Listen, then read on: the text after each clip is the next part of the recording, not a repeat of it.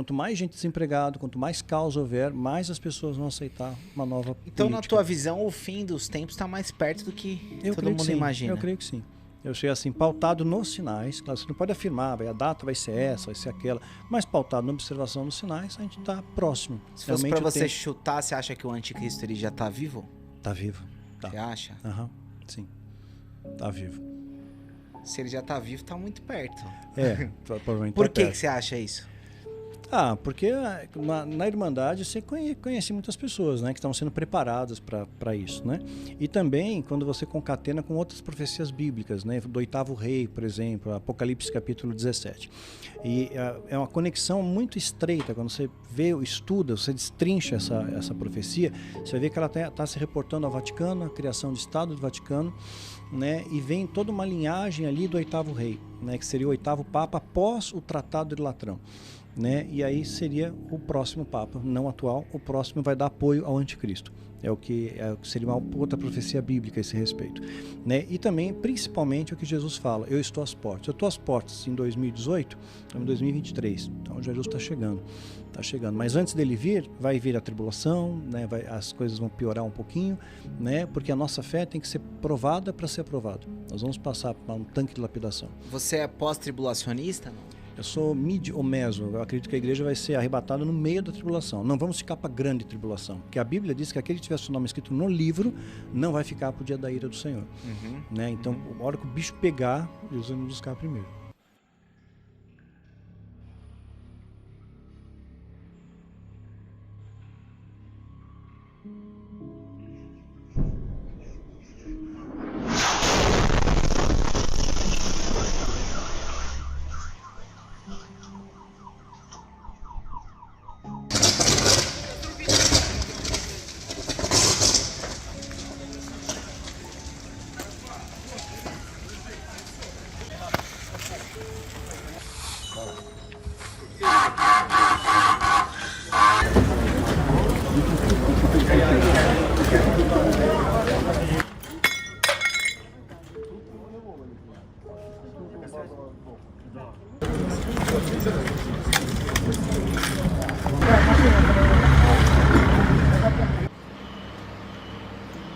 Um bombardeio noturno deixou vários feridos em Kharkiv, no nordeste da Ucrânia, entre eles há 2 jornalistas da imprensa turca, um cidadão da Turquia e um da Geórgia.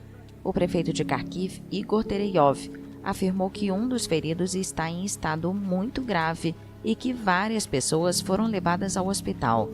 As autoridades detalharam que 2 mísseis atingiram um hotel e outras propriedades, 2 delas residenciais, além de veículos que foram danificados no ataque. De acordo com Oleg Sinegubov, chefe da administração militar regional de Kharkiv, os 2 mísseis russos S-300 caíram por volta das 10h30 da noite no horário local. Cerca de 30 civis estariam no hotel no momento.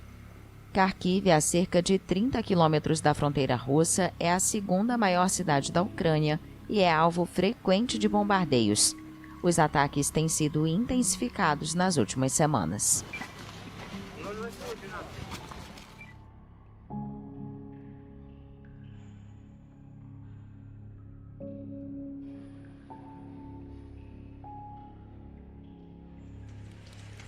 A estimativa do número de desaparecidos após o forte terremoto que abalou o centro do Japão no Ano Novo passa de 300. O novo relatório, ainda provisório, publicado pelas autoridades locais nesta segunda-feira, confirmou a morte de 168 pessoas.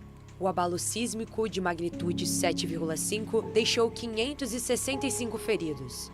Seguido por centenas de tremores secundários, o terremoto causou milhares de deslizamentos de terra e o desabamento de edifícios e estradas em toda a região. Também desencadeou um tsunami na costa da península de Noto, uma estreita faixa de terra com cerca de 100 quilômetros de extensão. Mas uma pequena vila de pescadores não registrou vítimas e permaneceu de pé graças à arquitetura tradicional. Em Akasaki, algumas telhas se soltaram, mas nenhuma das 100 estruturas na costa oeste da península desabou. Para resistir à forte chuva, à neve e aos ventos marítimos do Mar do Japão, a maioria das casas tem poucas janelas de vidro. As paredes externas são feitas de ripas de madeira sólida, posicionadas horizontalmente, e a estrutura é sustentada por vigas grossas que cruzam o telhado. O sistema local remonta à época em que os pescadores lançavam os barcos ao mar diretamente de seus galpões. Desde a década de 1920, os pescadores da comunidade optaram por uma pesca em alto mar mais lucrativa, longe de suas casas. Mas quando houve um incêndio que destruiu grande parte do vilarejo no final da década de 1930, as pessoas reconstruíram as casas em um projeto unificado e mais sólido.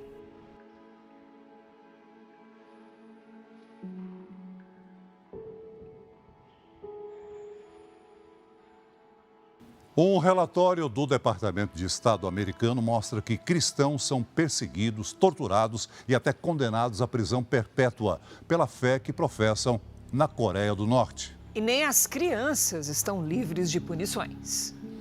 No país comunista mais fechado do mundo, ter uma Bíblia é crime.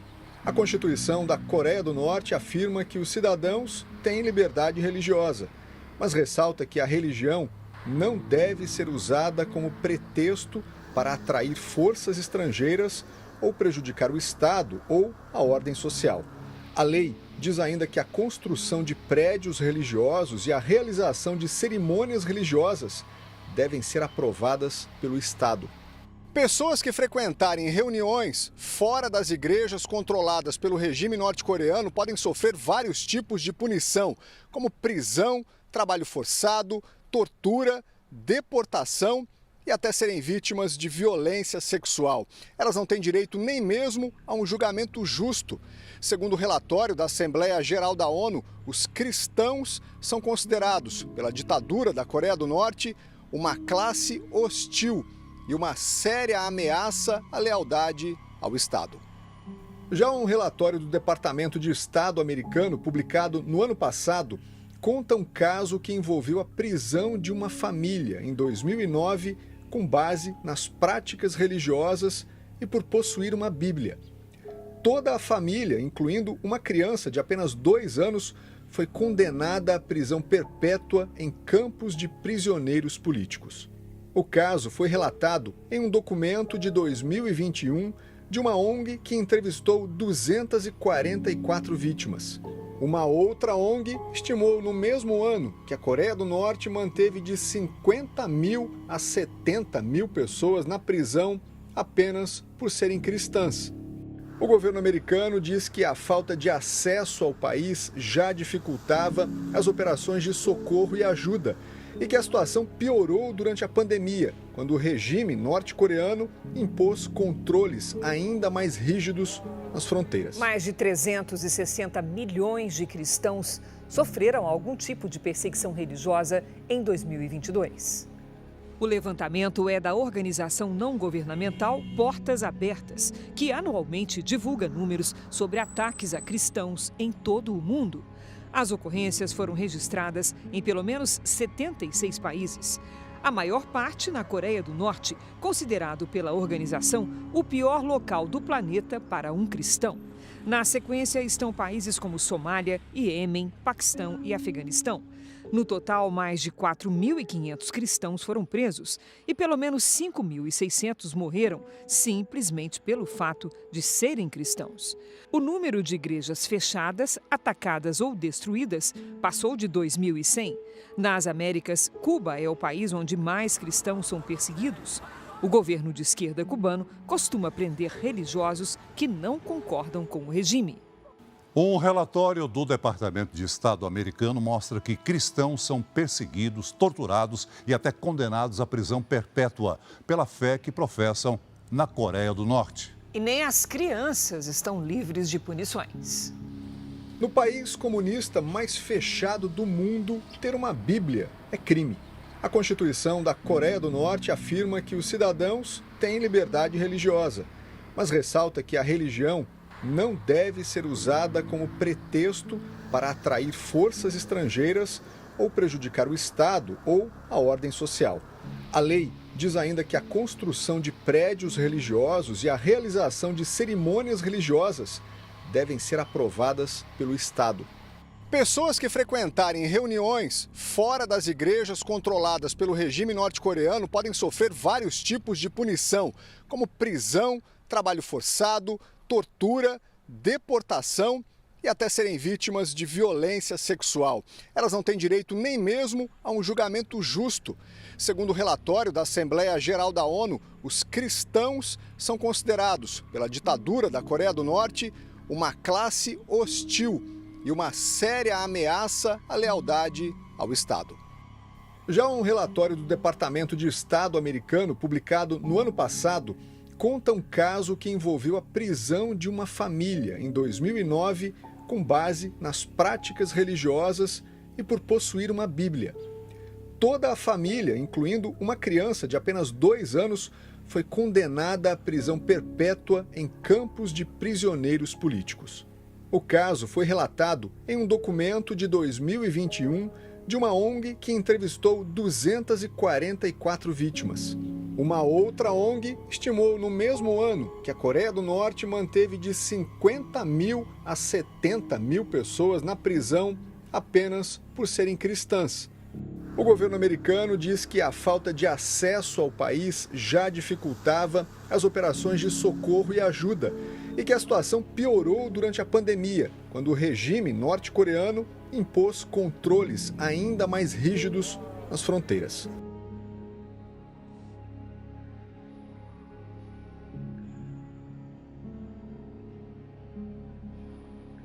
O número de divórcios no Brasil cresceu mais de 30% nos últimos 10 anos, segundo dados divulgados hoje pelo IBGE. Não tá fácil para ninguém, né? O levantamento também revela que metade dos casais, olha só, se separa antes de completar 10 anos de união.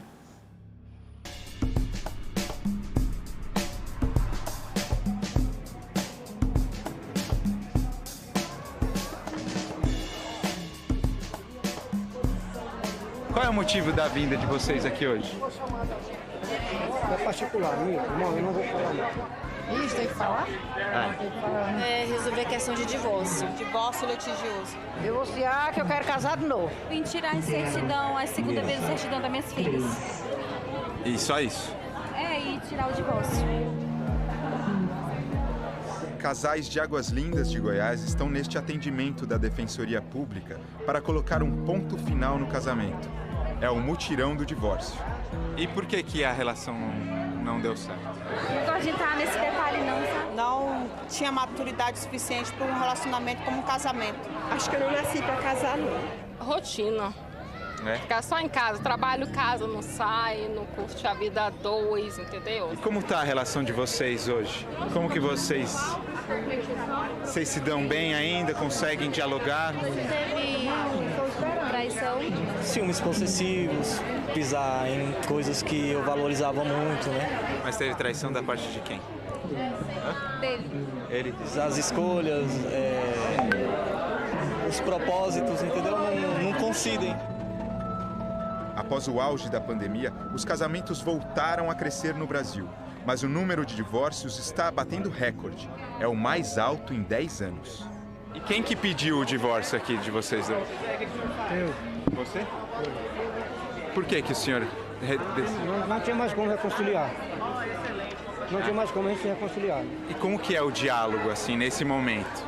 Não tem diálogo. Não tem diálogo. Não tem, começa a falar e discussão. E aí Não, a gente sempre se entendeu sim, porque ele é orgulhoso.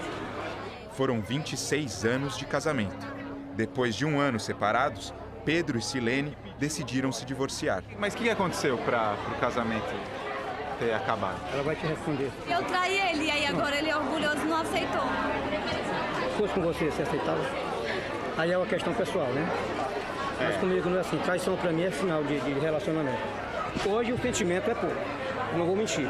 Eu ainda tenho sentimento por ela, porque foi um amor de 26 anos. 28 porque foi 2 anos de namoro. Que foi carência. A pessoa me deu muita atenção, cuidou de mim e ele não estava mais cuidando. E ninguém é perfeito não, e ele se acha muito perfeito. Acha. É uma decisão que tem que ser tomada com muita seriedade, porque o senhor acabou de dizer pra mim que ainda tem um sentimento muito por ela. longe, mas não o fato de eu querer morar com ela um dia. Porque se acontecer agora da gente divorciar e vocês, por algum motivo, quiserem retomar, vocês vão ter que casar. Não, lá do meu lado não tem outro. É precipitado em tudo. Eu, por mim, não. Minha mãe também. Se ela não quiser assinar divórcio também, eu não digo nada. Eu vou entrar no advogado e daí a gente vai fazer, porque da meu lado está decidido. Mas pra estar aqui, ela já disse que vai assinar. Ou como que vai ser assim? Eu vou por causa que fica, né, o tempo todo, tô ficando muito sufocada, não tô legal, tô com depressão. Que mais do que um casamento que já está destruído é a felicidade de vocês reconstruírem a vida de vocês. Por mais difícil que seja, vocês, a partir desse momento, vão seguir em frente. Tem divórcio que a pessoa está feliz da vida e tem divórcio que a pessoa chora muito. Não, depende, cada casal é um casal que a gente atende. Tem pessoas que a gente tá assim, nossa, pulando de alegria, que pôs um fim e quer recomeçar com outra pessoa. Já tem gente que não necessariamente tá fazendo tanto sentido isso. E aí, Pedro? Tudo jóia? Tudo bom. A gente viu que ela ficou sentida, né? Ela tá saindo mais triste. E você, como que tá? Eu tô tranquilo, tô até mais animado, porque eu precisava, né? Eu preciso tomar minha vida, né? E então eu precisava desse divórcio. E tô feliz porque ela concordou. Boa sorte aí, tchau. Como que tá se sentindo? Horrível, né? Porque sempre é a vontade do homem.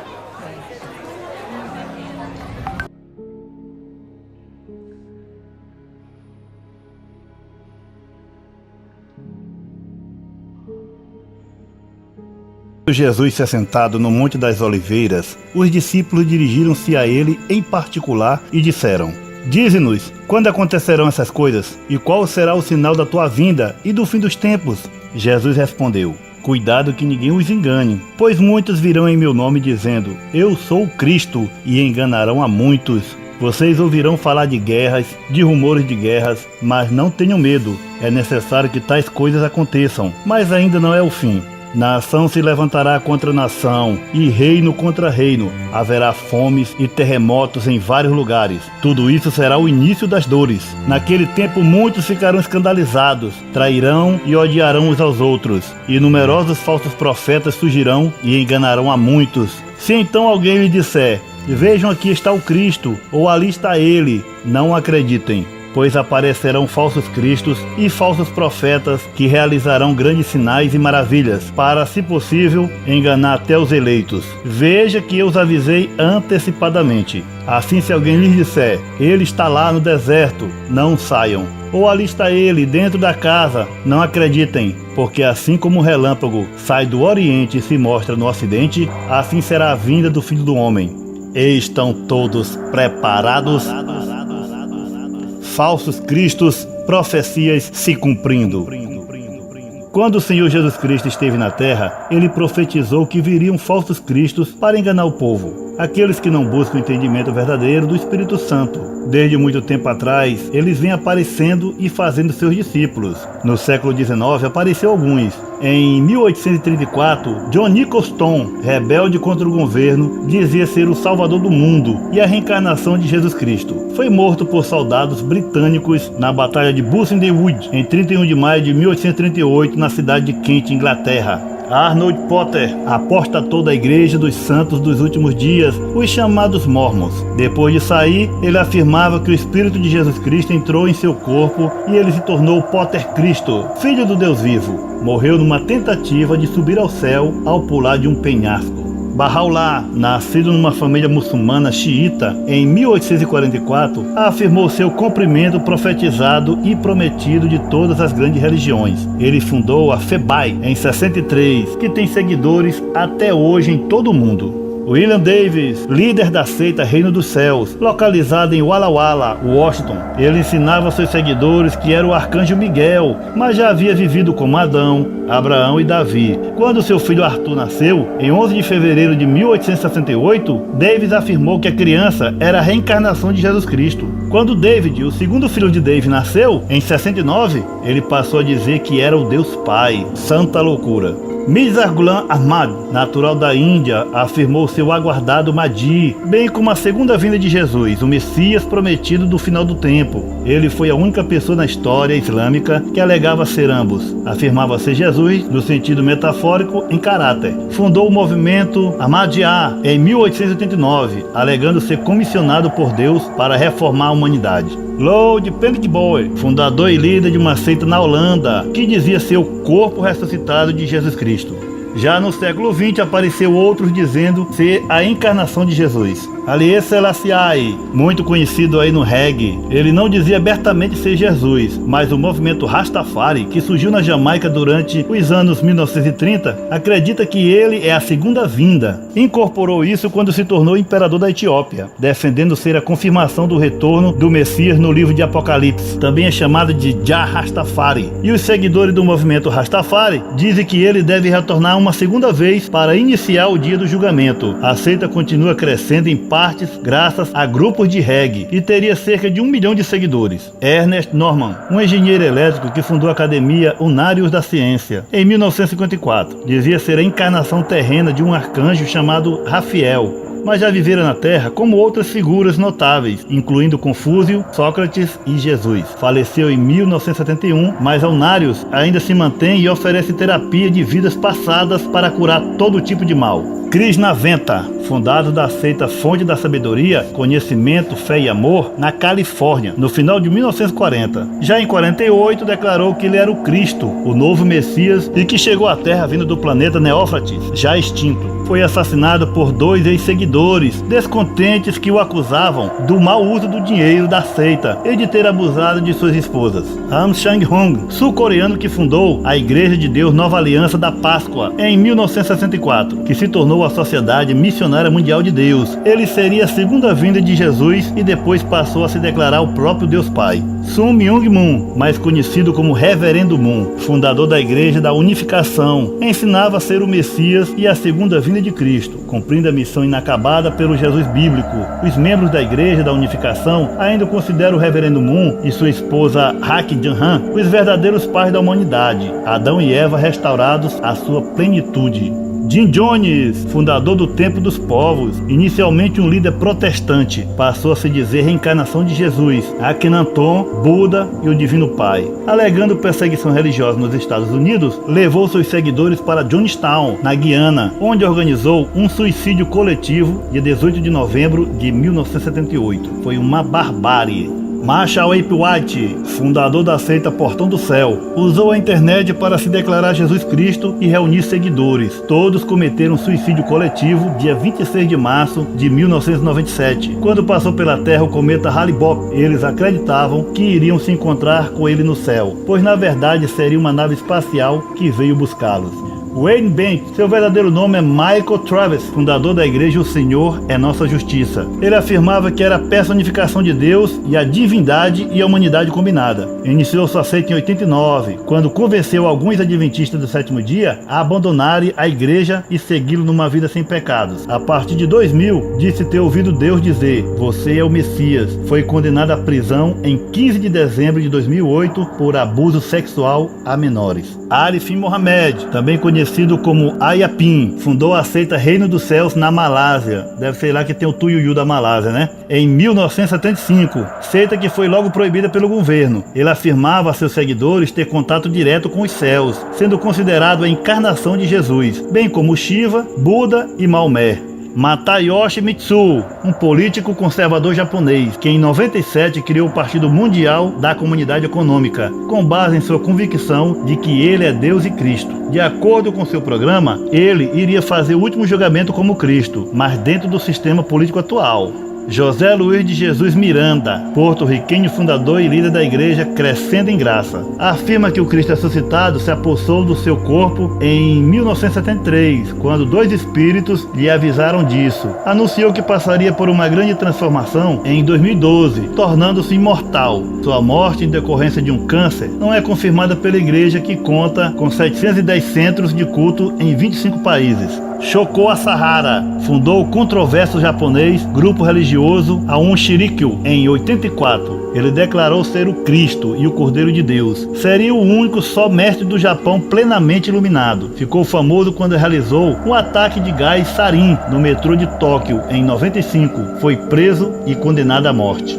David Koresh foi o líder da seita davidiana, com sede no Texas. Em 83 começou a dizer que era o último profeta e o Filho de Deus, o Cordeiro. Reuniu seus seguidores e um grande arsenal em uma fazenda. Em 93 o FBI invadiu o local numa operação que terminou com um incêndio da sede do grupo. Além de Koresh, morreram 54 adultos e 21 crianças. Hogen Fukunaga, fundador no Japão. Em 87, a Hono Hana Sapogyo, conhecida como a seita da leitura do pé, ele dizia ter passado por uma experiência espiritual quando descobriu ser a reencarnação de Jesus Cristo e de Siddhartha Gautama, o Buda. Maria Tizgun, ou Maria Devi Christus, líder da Grande Fraternidade Branca. Em 1990, ela conheceu Yuri Krivogonov, que passou a afirmar que Marina era um novo Messias e mais tarde se casou com ela. Sergei Torop é um ex-guarda de trânsito russo que afirma ter renascido como Vissarion, Jesus Cristo, embora ressalte que ele não é Deus, mas a palavra de Deus. Fundou a Igreja do Último Testamento. Em 1990, mudou-se para o sul da Sibéria, onde vive com seu discípulo na comunidade espiritual Tiberco Ecopolis. Ele tem várias esposas e diz ter 10 mil filhos espalhados pelo mundo. A idolatria está infiltrada em seus fiéis, que o adoram mais do que a si próprios, pois deixam tudo para morar em sua vila, seus empregos, suas esposas, e ainda são obrigados a pagar 10% de tudo quanto ganham. Iri Cristo, o mais famoso falso Jesus Cristo do Brasil, um astrólogo brasileiro que afirma desde 1969 ser o segundo Jesus reencarnado. Vive em Brasília, considerado por ele e seus discípulos como a Nova Jerusalém, mencionada no Apocalipse. Ele já se meteu em várias confusões, vai a programas de auditório, participa de suas brincadeiras, conta piadas imorais, até já discutiu com o Padre Quevedo. Tem suas discípulas que fazem tudo por ele. Até CDs e DVDs elas têm gravados com músicas pitorescas para ajudar nas despesas. Veja que seu trono, acima de sua cabeça está a pirâmide e o olho que tudo vê. No século XXI, nós encontramos David Shayler, é um inglês ex-agente do Serviço Secreto M15, que no verão de 2007 proclamou ser o Messias. A descoberta da nova identidade veio após o consumo de cogumelos alucinógenos. Afirma que um espírito apareceu e lhe deu notícia. Passou então a andar apenas com roupas brancas e sem sapato. Defende o uso de drogas como algo espiritual. Lançou uma série de vídeos no YouTube, onde afirma ser Jesus. Vive com alguns seguidores numa comunidade seminômade, ocupando casas vazias em Londres ou no interior da Inglaterra. Ele afirma ter um lado mulher e assume por vezes a personalidade de Dolores Canning. Explica que não se trata de homossexualidade, é como balancear as coisas. Oscar Ramiro Ortega Hernandes, em novembro de 2011, disparou 9 tiros com um rifle AK-47 contra a Casa Branca em Washington, dizendo ser Jesus Cristo. Disse que foi enviado para matar o presidente Barack Obama, que seria o anticristo. Alan John Miller, mais conhecido como Ash Miller, australiano, é um ex-testemunha de Jeová e líder do movimento Verdade Divina. Miller afirma ser Jesus Cristo reencarnado e quer espalhar mensagens que ele chama de verdade divina. Ele faz vários seminários sobre o tema e usa várias formas de mídia, principalmente a internet. Vive com Mary Suzanne Luke, que seria o retorno de Maria Madalena na Terra.